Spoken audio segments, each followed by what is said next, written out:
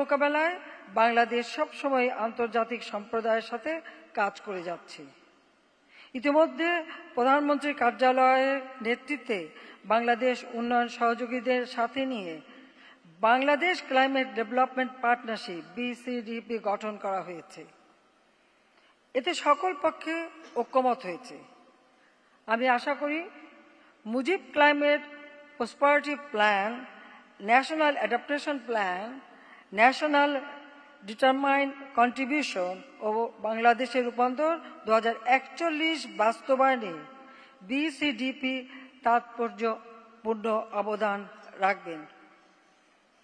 আসুন সকলকে সঙ্গে নিয়ে আরো নিবিড়ভাবে এই ধরিত্রী রক্ষায় আমরা কাজ করি।